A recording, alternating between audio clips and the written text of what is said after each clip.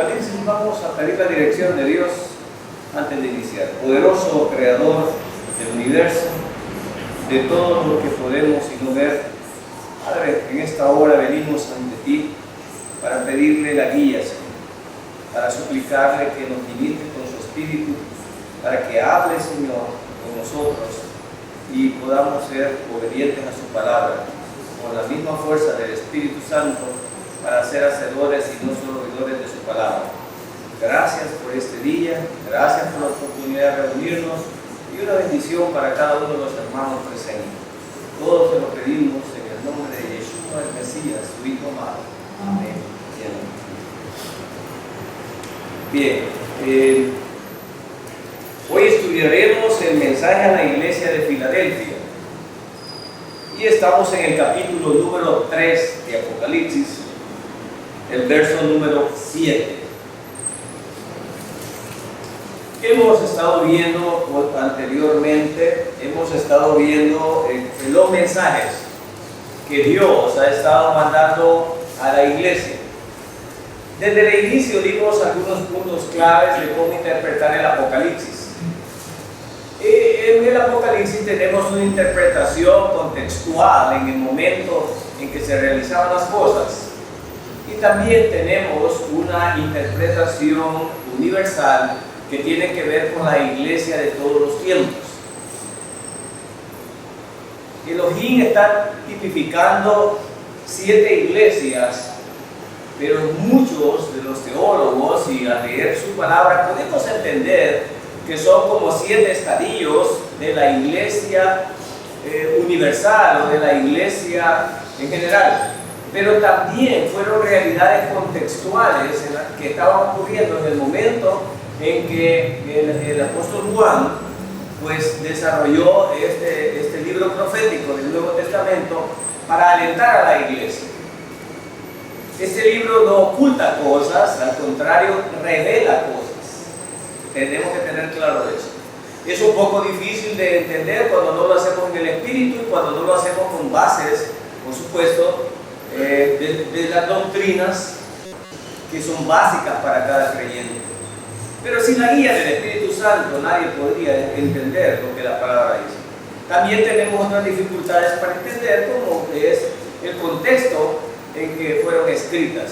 Fue escrita en una cultura muy distinta a la nuestra y fue escrita mucho tiempo atrás al nuestro. Por lo tanto, muchas cosas han cambiado, mucho nuestro vocabulario ha cambiado, pero Dios, a través del poder y del Espíritu Santo, nos permite entender su palabra, porque la revela, ¿no? El Espíritu es para revelar la palabra. ¿Qué hemos aprendido hasta este punto? Porque no se trata, yo me voy a volver, a veces puedo estar en los estudios del Apocalipsis y volver a la página número 1 y vuelvo a no entender nada. Muchas veces la gente siente tedioso el estudio, pero realmente no estudia con nosotros. Está con nosotros, pero no estudia con nosotros. A veces nuestra mente es tan infiel que nomás que salimos ya después no nos acordamos qué es lo que vimos. Y hablábamos de que algunas personas son ritualistas y algunos de nosotros tal vez somos ritualistas en el sentido de no empeñarnos en entender, voy a entender lo que ahora hablen allí y voy a ver en mi Biblia si es cierto. Entonces yo creo que mensajes como esos pegarían.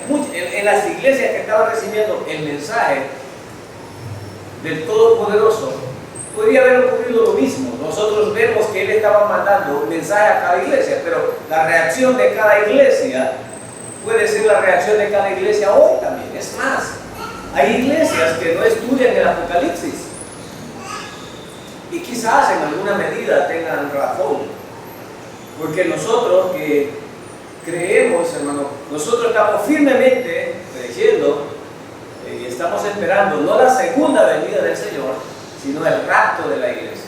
Gloria a Dios por eso. Aleluya. Y eso puede ser en cualquier momento. Puede ser hoy, puede ser mañana, puede ser en cualquier momento.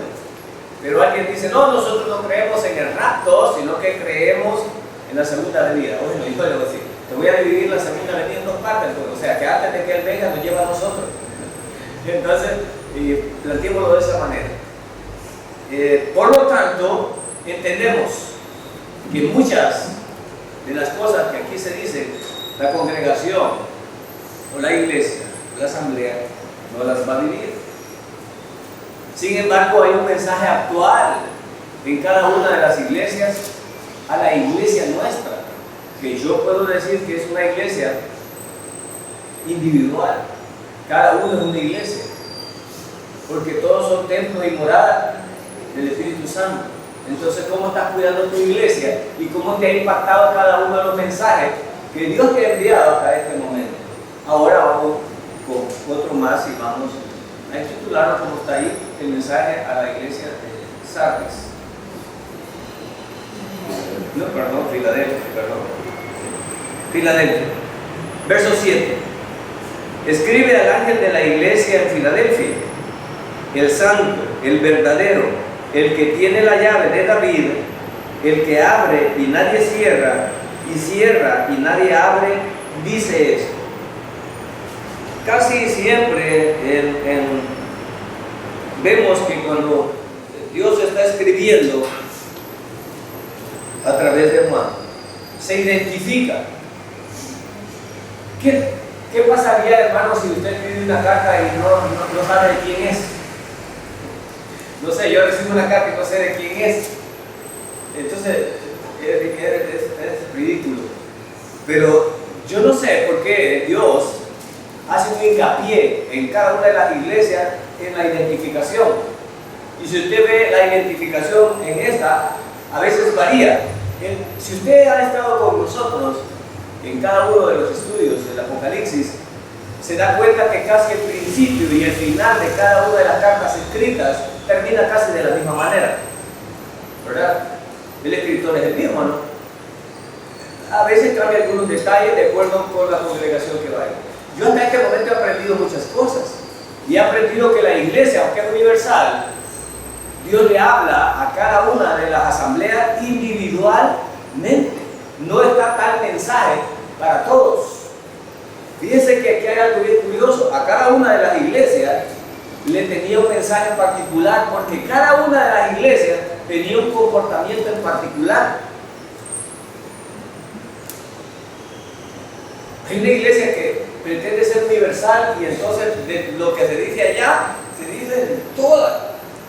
Pero esto parece que aquí no funciona, porque Dios respetó a cada una de las asambleas con su propia realidad, y cada una de las asambleas tenía diferentes problemas y tenía diferentes cosas por cuales felicitar al Señor, porque algunas las felicitan, ¿no?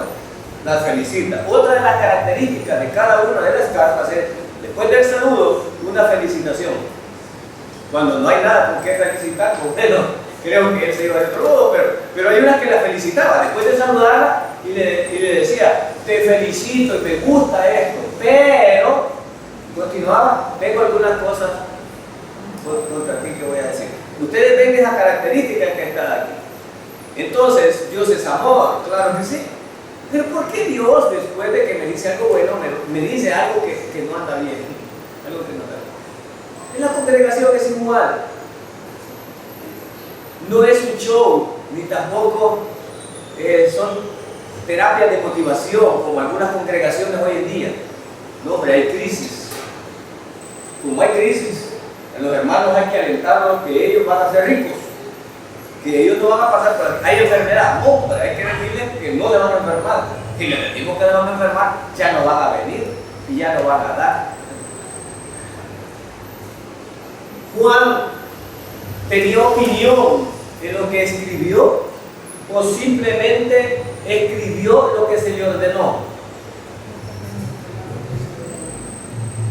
Los pastores, los apóstoles que llevan la palabra no tienen que meter su lengua en nada, simplemente tienen que llevar un mensaje que Dios ya estableció.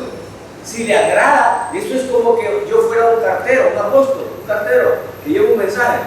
Alguien me da una carta, yo no voy a leer la carta, no, hombre, ¿para qué le escribí esto? Entonces, ¿verdad que no? Yo llevo la carta y si le entrego. Lo que dice, lo que no dice, es el problema entre el que manda la carta y a quien se la manda. Pero a veces estamos interviniendo nosotros en el mensaje de Dios. Y muchos hemos llegado a ser tan irrespetuosos y soberbios y atrevidos que cambiamos el mensaje de Dios. Me agarro de esta frasecita, vamos a tener dinero porque a la gente le va a gustar y va a venir. ¿Cómo hago para predicar algo que les guste, para que la iglesia se llene? Yo quiero una mega iglesia. Era eso lo que Dios buscaba. Era eso lo que los apóstoles originalmente buscaban. Claro que no, en ningún momento. La honradez de ellos y su dedicación era para el Creador, para el que los mandaba. Y eran tan celosos de dar el mensaje tal cual Dios se los había dado. No andaban buscando agradar a nadie. No andaban buscando pegar en el contexto. No andaban buscando eso. Nosotros de alguna manera a veces lo hacemos. Pero no es eso. Me llama la atención entonces que antes de dejar ir el mensaje, se establece bien claro quién es el que va a hablar.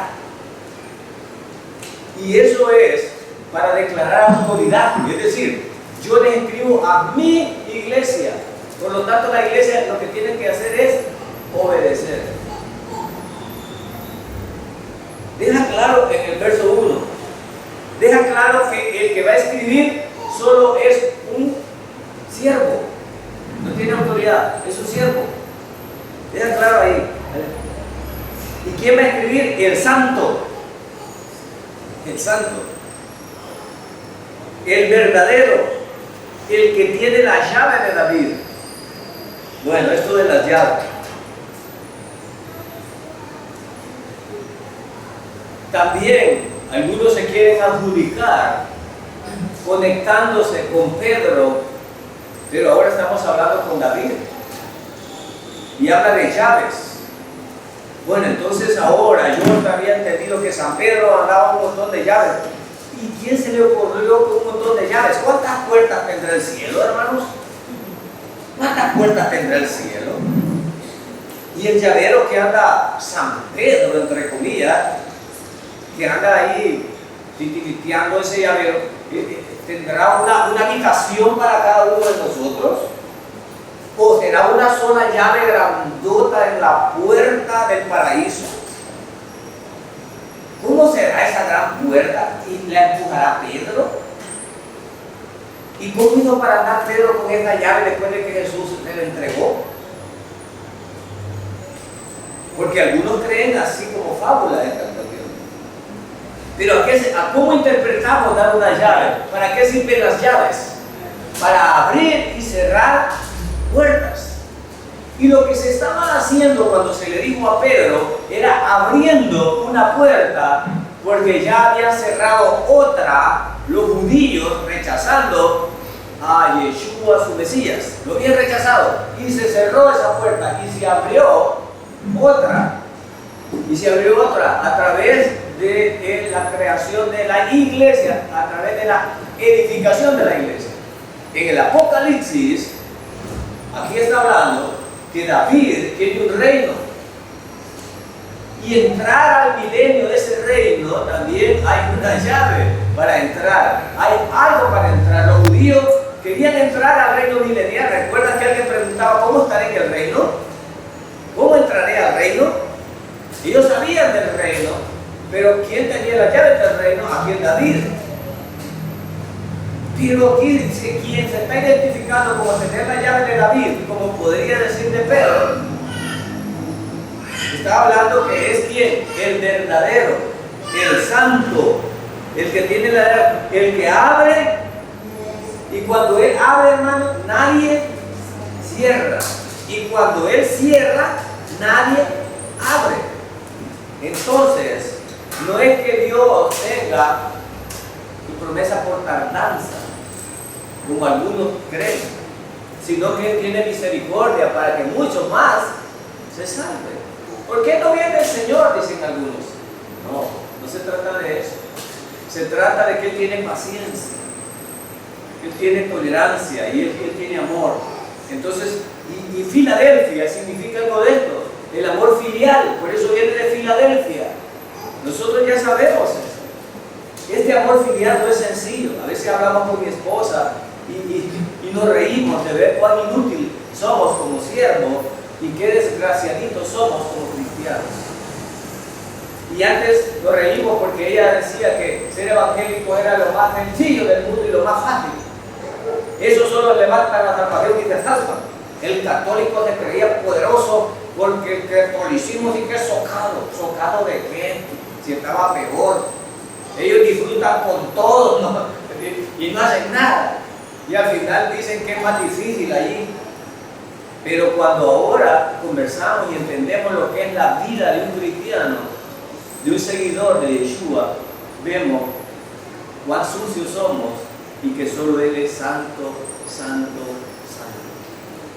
Y toda boca se cierra ante Él. No hay nadie que diga aquí hay justo. No hay nadie. Y entendemos eso. Cuando Él cierra las puertas o las abre, la iglesia, hermanos, tiene las llaves. La iglesia le ha sido otorgado el ministerio de la reconciliación para poder reconciliar al mundo con Dios. Y si la iglesia no lo hace, le está cerrando la puerta de la vida eterna a todo el que no le habla y no le predica. A tus parientes, a tus amigos, si tú no le hablas, es eso. El testimonio es importante, no es fácil. Y no es para vanagloriarse, pero es muy importante. Muy importante. Hoy cumplimos 14 años de casado con mi esposa. ¡Qué aguante, hermano! ¡Qué aguante! Es broma. Es broma. Y hace poco nos asaltaron en la casa y me robaron el anillo de compromiso y solo quedó el de ella. Lamentablemente solo quedó el de ella. Y ella, desde que esto ocurrió, no ha andado tranquila. No ha andado tranquila. Así es que hoy tenemos nuestro aniversario de boda y el regalo es que me lo dé yo, que yo haga el otro anillo para dar el anillo de compromiso. Ahora, imagínense, me pongo a pensar yo en esto. Y esposa bromeando le dice al que iba a hacer el anillo, es que él le dijo, de seguro lo regaló, lo perdió.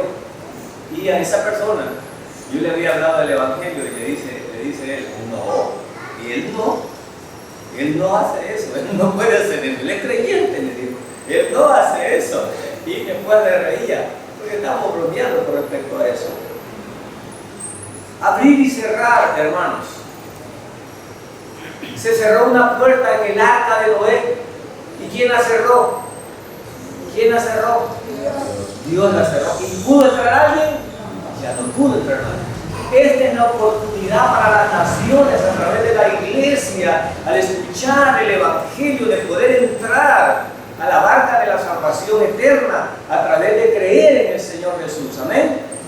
Este es el momento. Él dice que tiene las llaves para que tú entres y cuando Él cierre, nadie va a entrar. Así que aprovecha ahora que está abierto, porque cuando está abierto, nadie cierra. Y nadie cierra. Y qué terrible cuando pastores dicen que hay creyentes que por haber pecado ya están condenados y no tienen oportunidad de salvarse. Qué terrible.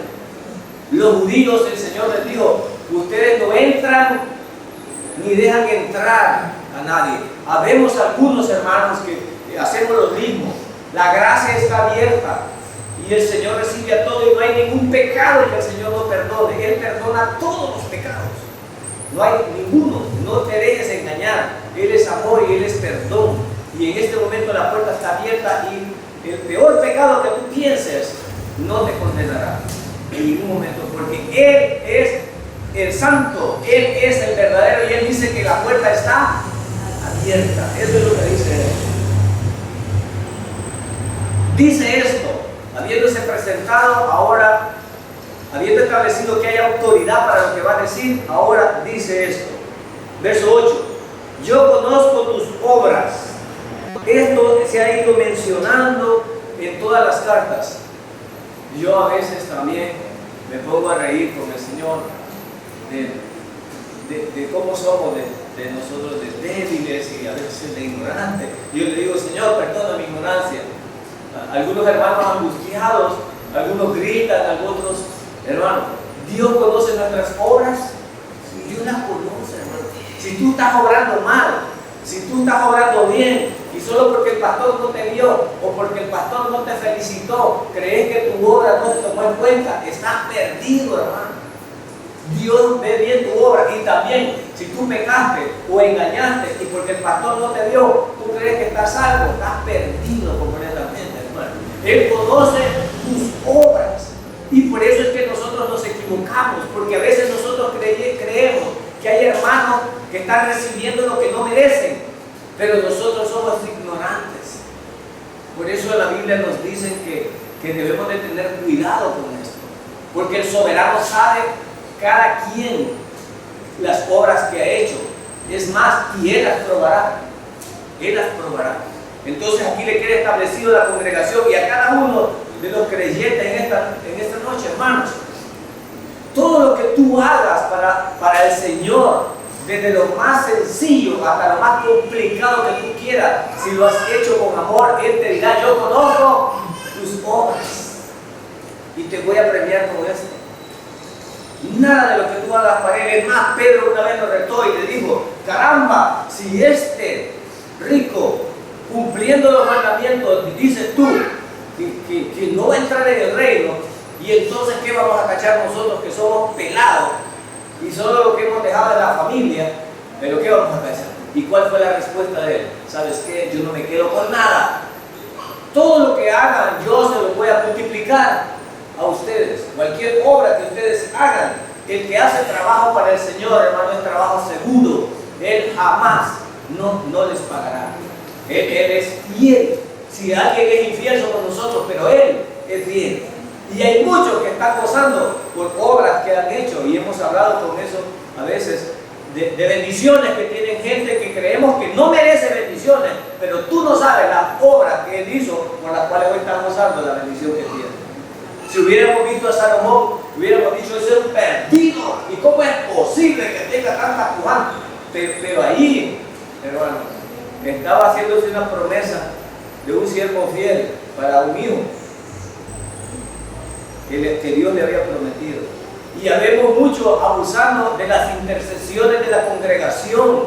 Habemos muchos sinvergüenzas haciendo cosas indecorosas y haciendo cosas que Dios desprecia, y creen que no están muertos o que no les ha pasado nada disciplinándolos Dios, porque hay una iglesia intercediendo, hay una madre intercediendo, hay un familiar intercediendo, y Dios les habla ahora y piensan que porque no les pasa nada es porque Dios está aceptando el pecado que están haciendo.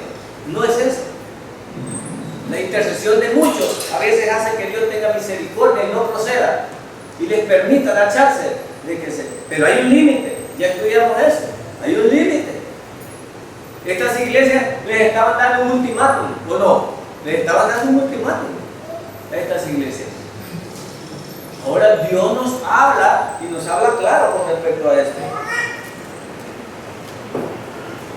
Yo conozco tus obras, así es que no dudes, hermano, que tus obras serán valoradas, sean buenas o sean malas. Bueno, hay obras veamos, materiales, obras de paja, obras de hojarasca, obras de la más mala son esas, las de hojarasca, de paja, igual es la otra, que se quema madera. Y luego vienen las otras tres calidades, que bueno, son obras más pesaditas, ¿no? Eso no indica que son de más dinero, no implica que son más costosas, sino que Dios las valora de esa manera, Así es que todos pasaremos ese juicio, pero no para salvación, sino para valoración de lo que nosotros hicimos. Así es que si ahora te niegas a servir, si ahora te niegas a ofrendar, si ahora te niegas a predicar, tú en tu momento Dios te estará frente a Él y Él va a valorar eso. Yo conozco tus obras, por tanto he puesto delante de ti una puerta abierta que nadie puede cerrar. Aunque tienes poco poder, has guardado mi palabra y no has negado mi nombre. Wow. Esta es una pocas de las iglesias que Dios en alguna medida está felicitando.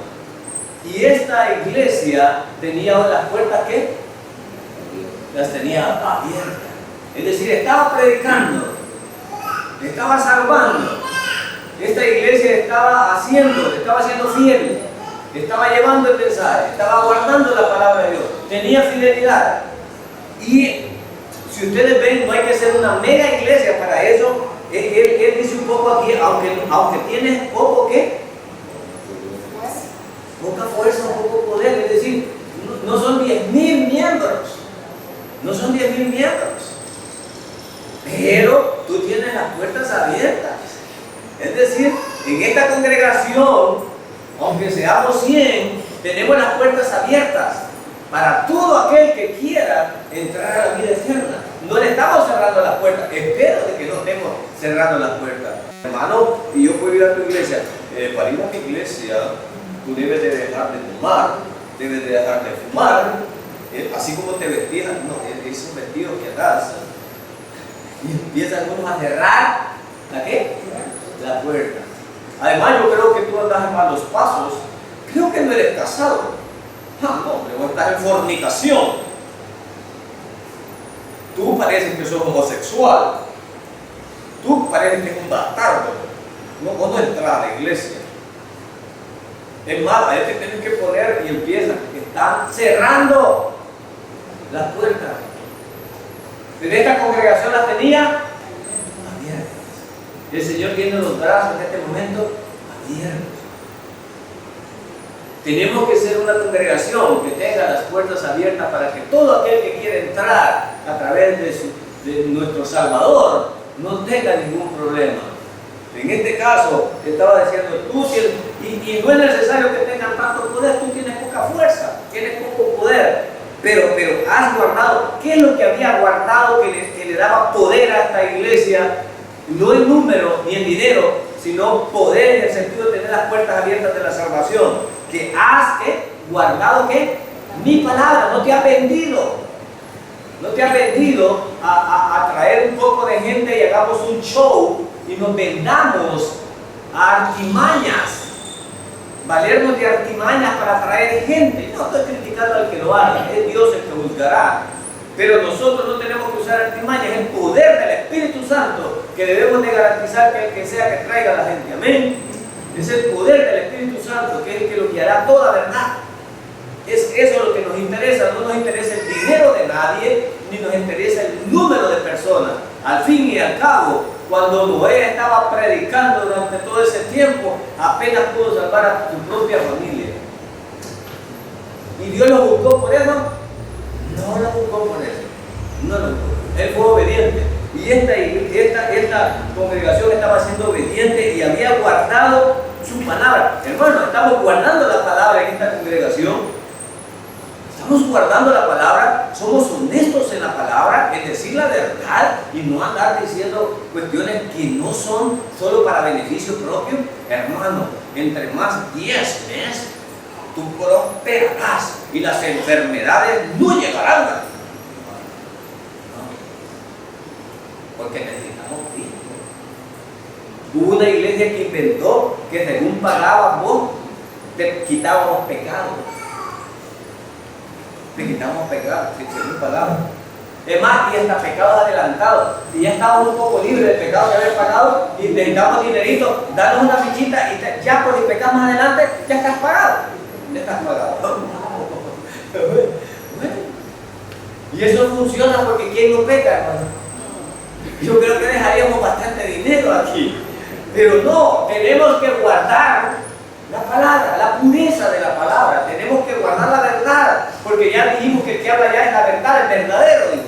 El santo y el verdadero está hablando. Y ustedes que están sirviéndome a mí, quiero que, y está dando órdenes en este caso. Me gusta que han guardado. No nos van a felicitar porque somos 10,000, porque somos una mega iglesia, porque construimos un gran templo. ¿Por qué Dios se está alegrando con esta congregación? Porque ha guardado su palabra. Qué interesante. Qué interesante. Esa iglesita donde vamos no parece iglesia, no tiene cruz, no es grande, no es majestuosa. Dios, fíjense que, ¿verdad que no ha hablado nada de ningún edificio en todas las iglesias, de los mensajes que estamos viendo aquí? No ha hablado nada, ni de la pintura, del color, del nombre, nada, ni del nombre. No está guardando nada aquí. Verso 9. Perdón, terminemos el verso ahí. Y no has negado, aquí algo muy importante, y no has negado. ¿Cuántas veces has negado al Señor en una reunión? Porque te da pena, porque estás con gente importante y decir que eres creyente es humillante. ¿Cuántos hemos negado al Señor de esa manera? Es vergonzoso, sí. Imposible, no. Lo hizo un apóstol que creíamos que era el apóstol más duro, que era el apóstol más resistente. Y ese apóstol, con vergüenza lo decimos, hasta maldijo que no conocía a sus discípulos. Pero ¿cómo negamos a Dios, hermano? ¿Cómo negamos cuando niegas el perdón? Cuando niegas a través de tu testimonio ser creyente, de lo que hablamos, que no es sencillo. Y sos creyente, ¿a quién te lo han repetido? No solo una vez. Y sos creyente y va a la iglesia, entre comillas, y subrayado. Y va a la iglesia, y así es de jodida. Bueno, jodida en mi país es una persona, bueno, terrible, ¿no? Sí, y es creyente, ¿y quién era que los creyentes son los más malos? Mi esposa me estaba diciendo un día, ¿y quién era que los creyentes les cuesta morir?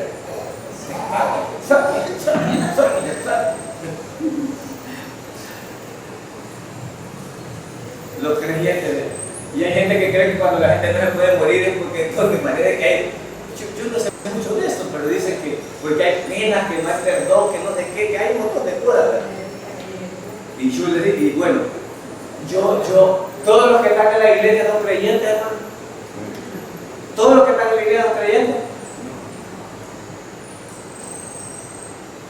Allá está el Creador, que Él va a definir. La puerta está abierta. ¿Quién va a entrar por la puerta? Bueno, Él lo va a decidir. Aquí nosotros podemos decir ser creyentes, pero la gente allá afuera dice muchas cosas. Este es creyente, mira cuánto le debe a fulano, le quitó el marido a fulano. Y mira, y tiene 3 por fuera, 2 por dentro, 3 hijos, y empiezan a hacer una gran cuenta. No, y este creyente, que es la más canera, es la que andaba de que impía más barato, canera, y es creyente, y ni diezmo. Lo peor es que le roba a la gente y ni da ni iglesia. Bueno, sería lo peor. Bueno, no. Menos mal que es por gracia. Yo a mi esposa le repito, menos mal que es por gracia, porque si fuera por lo que la gente dice, un montón de nosotros estuviéramos fritos. Pero qué lindo que Cristo es por gracia. No has negado mi nombre. Pregúntese cada uno, ¿qué he negado yo a mi Dios?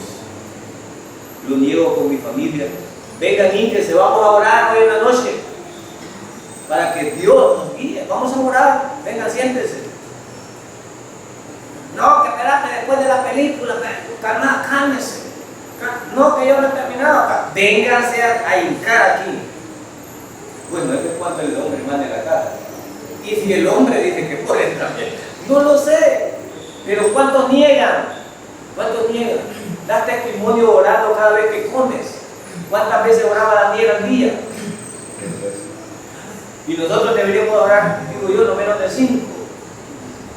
Una por cada comida, una en la noche que llegamos vivos y una en la mañana que nos levantamos. Que Dios nos permite el regalo de abrir los ojos en la mañana. Gloria a Dios por eso. Un creyente no menos de estar en contacto 5 veces diarias con el Señor. Oportunidad para hablar con Él. ¿Verdad? Gracias por ese alimento. Me han negado. ¿Cuántos hemos negado esto a nuestros hijos? Los hijos de los proverbios, siéntese. Vamos a orar por la comida. Siéntese. Vamos a orar porque llegamos a la noche. ¿Cuántos no están negando al Señor? Les da pena. Cuando uno tiene visita, ¿verdad? Dios no vamos a orar. Tiene visita. Vamos a hacer ridículo. Lee esa frase. No has negado mi nombre. ¿Quién puede decir eso? No has negado. Bueno, soy cristiano. Sí lo soy.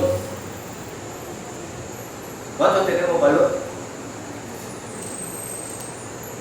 Ese es el mensaje. Miren, dos premios aquí, uno por guardar su palabra y el otro por no negar. Aprendamos eso, hermano. Aprendamos esto hoy. Dios está contento cuando tú guardas su palabra y cuando no le niegas. Gloria a Dios. ¿Está claro o no está claro esto? Pregunto, en tu hogar, ¿guardas la palabra y no niegas al Señor? En tu trabajo, ¿guardas la palabra y no niegas al Señor? En la calle, guarda. Oye, algo terrible. De una señora que atropellaron allí, en una noticia hoy, y veníamos discutiendo con mi esposa porque Dios me la puso para aprender tanto, y hablamos mucho con ella. Veníamos poniendo la opinión de esta señora, una señora que de bien vivir, tenía bienes, según me cuenta la gente de San Miguel, que tengo maestras que trabajan ahí, me dicen, la señora era dueña de un negocio importante. Un motorista le rayó su vehículo y vino la señora, se pone enfrente del bus a decirle que se bajara para arreglar. Y entonces mi esposa me decía, es lo correcto, es justo. Y le digo yo, ¿en qué sirvió la justicia y lo correcto? ¿Dónde está la señora ahora? El hombre la destripó con el bus. ¿Quién fue más torpe allí? Si yo hubiera sido cristiano y me hacen eso, yo haré mi actitud sabiamente que Dios me ha dado que haga. Sufre la ofensa y la pasa por alto. Está bien. Sí. Estuviera con vida, disfrutando de sus nietos, disfrutando de sus hijos, sin ningún problema. Dios es sabio, hermano. Dios nos ha dado sabiduría para eso. No, pero no es justo. Él tuvo la... ¿De qué sirve todo eso hoy? Sus hijos llorando ahora por ella, no hubieran preferido que hubiera pasado, que hubiera gastado $1000, por exagerado que hubiera sido el golpe. $1000, vale mi vida $1000. Y como creyente, ¿cuánto tenemos? Pero algunos son soberbios de creyentes. A mí no es justo, no es. Si tu enemigo te pide agua y te pide de comer, usted toma la culpa, no se preocupe, retírese, que Dios te retire. Mira, ¿es fácil? No, yo no digo que es fácil. Hay que presentar tus cuerpos sacrificios vivos, santos, a Dios. Eso es renunciar a ti, pero que está. ¿Y cómo lo logra? ¿En la carne o en el espíritu? ¿Cómo se logra? En el espíritu. Pero a la mediodía en punto, dice, una que el día es el demonio de las 12. A mediodía en punto todos andan un poco acelerados. Pero en nombre de Dios, ¿verdad? Que podamos los creyentes ser sabios. Dos cosas importantes: guardar su palabra y no negar. Si yo me bajo y le digo, bueno, me has agraviado, y el hombre le sale, bueno, Dios te bendiga, y si le puedo dar un tratado se lo doy y me retiro, ¿no creen que es lo que Dios hubiera aprobado? Dando mi testimonio de creyente. ¿Sí? Imagínense que hubiera sido una hermana, muere hermana atropellada por soberbia, de ponerle enfrente al bus. En el nombre de solo bastaba que dijera que lo iba a defender, en el nombre. No. Es duro renunciar a la carne, pero ni modo. Verso 9. Por tanto, yo entregaré a aquellos de la sinagoga de Satanás, que se dicen ser judíos y no lo son, sino que mienten. Yo haré que vengan y se postren ante tus pies y sepan que yo te he amado. Aquí hay algo muy importante. Los judíos eran enemigos de los gentiles. Y ya vieron ustedes cómo los nicolaitas, los balaanes, las jezabelas y todos estos querían contaminar la congregación del Señor. Y ustedes ven cómo el evangelio de Pablo, los judaizantes lo querían perturbar. ¿Sí? Querían perturbarlos. Los judaizantes, los que les gusta la ley, quieren contaminar a la congregación. Yo tengo una amiga y una compañera de trabajo que es adventista, y entonces en su Facebook puso ahí: yo amo el sábado. Y yo le puse, yo amo al Señor del Señor. Cuando me vio me dice, disculpe, sí, eso es lo correcto. Eso es lo perfecto. Yo no puedo amar a un objeto 24 horas, pero sí el que la hizo. Gloria a Dios por eso. Entonces nosotros aquí, si usted ve lo que él está diciendo, hay gente hipócrita, hay gente que dice cumplir la ley. Los judaizantes querían contaminar esta congregación, pero ellos estaban guardando su palabra. Pero los judaizantes creían que Dios nos podía amar solo a ellos. En las iglesias hay gente que cree que Dios nos ama solo a ellos y que Dios nos puede bendecir solo a ellos y que los demás no los bendicen porque no tienen el valor ni son de la estirpe privilegiada. Sin embargo, los judíos habían recibido el revés del Señor porque ellos le rechazaron y Dios se había vuelto a edificar una iglesia que les dice aquí, le ratifica que la amo.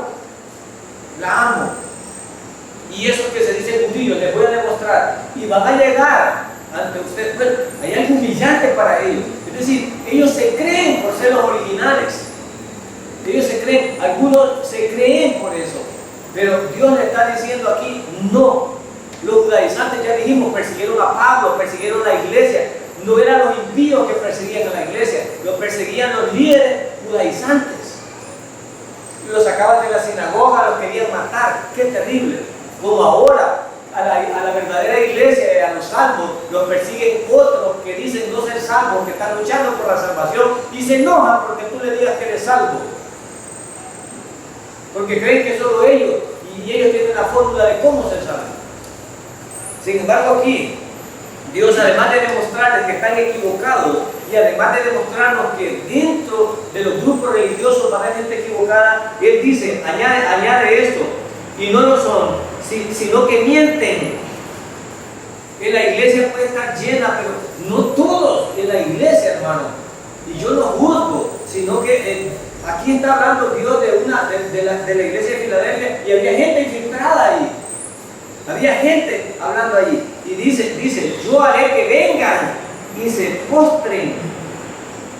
Oiga bien, hermano, que se postren a tus pies. ¿A quién le estaba diciendo eso? A la iglesia de Filadelfia.